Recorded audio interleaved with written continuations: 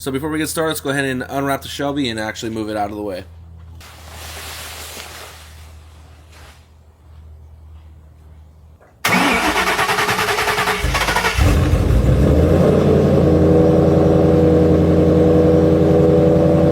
So I've been letting the Shelby idle for a little bit now. I think we should be good. Let that E85 run. All right, what's up, guys? Welcome back to the channel. Where you guys are having a great day. So today we're actually going to go ahead and be talking about the 2024 Dark Horse here in the 2011 Shelby GT500 I have right there. But specifically, we're actually going to go ahead and be talking about carbon fiber, interior carbon fiber at that. As you guys have been seeing, we've been adding quite a bit of carbon fiber to the interior of the Dark Horse. That was really the big piece that we were missing when it came to this build here. So we're actually going to go ahead and be talking about the centerpiece that covers these vents. So I would say that's actually one of the biggest pieces because it's literally right here in your face, what you look at every day.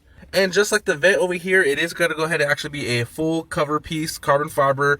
You guys will go ahead and see the inside of it. So that way you guys can actually see it's real carbon fiber. It's not ABS. It's not none of the fake stuff. It's actually real. So we'll go ahead and take a look at it. But before we actually look at the new piece, it's important that we actually look at what an overlay piece looks like. And that's what we actually have in the Shelby GT500 over here. So first off, you'll see we have a full steering wheel replacement here. Super happy with this, but we're talking about the centerpiece, right? And you can go ahead and see this is an overlay piece, which was actually installed, I want to say about 3-4 years ago. And I'm definitely not trying to talk smack on the company or the businesses that sell this kind of stuff. However, at the end of the day, I was actually super happy when we installed this because relatively cheap, super easy. Obviously, it was an overlay, so it was just 3M put on top.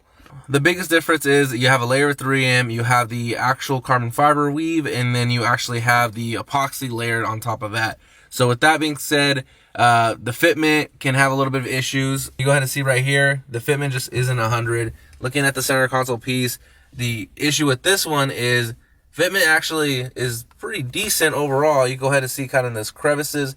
I will say over the years, it gets pretty hot. And honestly, if your car is not garage kept or even climate controlled, it can start to create the bending here. So you can see in this edge over here, it is bending back.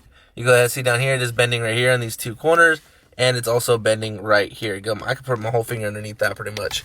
Now again, I definitely am not trying to bash stock this carbon fiber, but another thing is, if we come over here to the door, you'll see the same thing starting to bend up here in this corner, but you can actually start to see the color. It looks a little yellow for some reason. It actually is starting to like fade.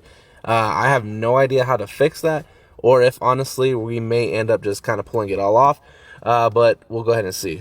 Now that is actually after a couple of years, so at the end of the day, take it for what you want. Again, not trying to bash talk, I'm just really honest when it comes to this stuff and products in general. Now I'll be honest, if there was covered pieces like this for the 2011, I definitely would go that route instead. But for sure, we know we have a 2024 piece today, so shout out to EOS, aka Extreme Online Store, because they're the ones who actually were able to provide this product. So let's go ahead and take a look at it. So with this one, you go ahead and see we actually already have it outside of the packaging. Let's go ahead and just put a little light on it. There is like literally no sun, it's cloudy today, but you can still see the carbon fiber, the gloss, just how nice it looks overall. And like we mentioned, we flip it around, you go ahead and see the actual weave there, and you can see how everything is molded together. In my opinion, the product feels amazing. It is pretty flexible, so it's not gonna break on you or anything like that. Now, before we actually go ahead and continue on, it is super important to note that this piece particular here, the one that's right in front of me, is designed for a 2-screen vehicle. So with the S650s, you have the 2 screens, and then you have the one big solid screen. Now in the Dark Horse, as you guys have seen, we have the one big solid piece there.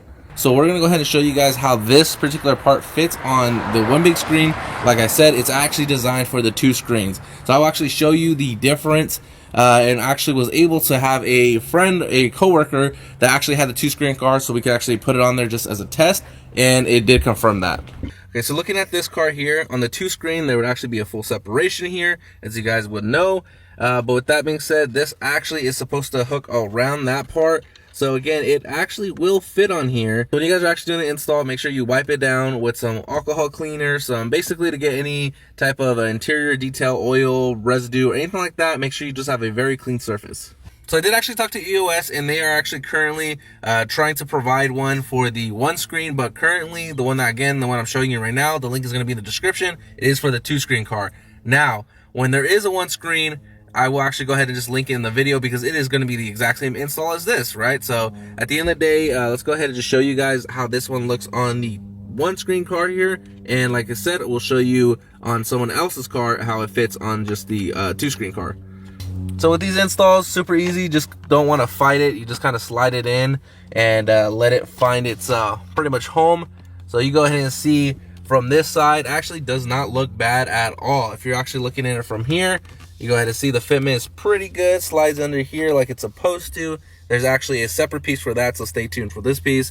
But sliding it on here, you will actually see where the gap actually ends up happening is on this side. So I got to go on the other side to actually show you. So coming back on this side, you will actually see the gap here. There's not anything you can push it back on there to actually cover that up. So at the end of the day, this is how you'll actually have it if you're kind of impatient and you just want it now. If you're running the one screen, again, if you have the two screen car, it will actually fit perfect. So I actually went to a dealership. They didn't have any two screen cars. So luckily my coworker did actually have a two screen car, so I actually met up with them after work real quick, threw it on there, and just to show you guys, I'll show you just a small clip to show you how this actually covered up. All right, so I actually just got off work right now. We're gonna go ahead and be testing this new product, and finding someone with the two screen car was actually kind of harder, but I did find a coworker, so we're gonna go ahead and test it out right now. So it does fit a lot better on yours. So I'm actually super happy that they do have separate products for the actual variations. So that way the fitment actually is 100. Because at the end of the day, if you just had one pretty much universal one that would fit both, I'm sure the fitment wouldn't be 100%. Said I could actually run it this way, but there will be that little gap right there.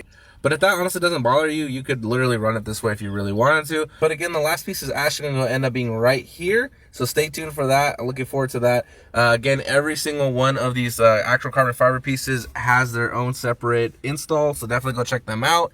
But at the end of the day, all the interior pieces here are from EOS. So again, a huge shout out to them. And because of the way this one's actually made and produced, you're not going to have the same issues that we had in the 2011 Shelby over there.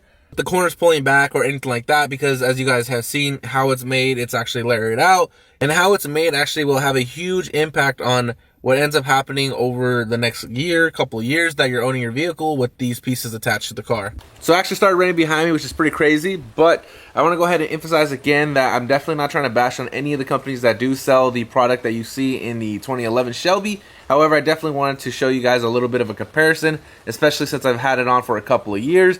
And now with the new products coming out with the 2024s, I definitely know that there still is the same type of products getting sold like the one in the 2011 Shelby compared to all the new cover pieces like you guys just seen from EOS.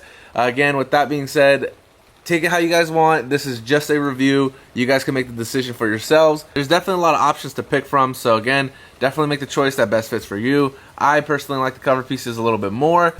In the 2018, right over there, I actually have both types of products in the car. Definitely mismatch if you even want to.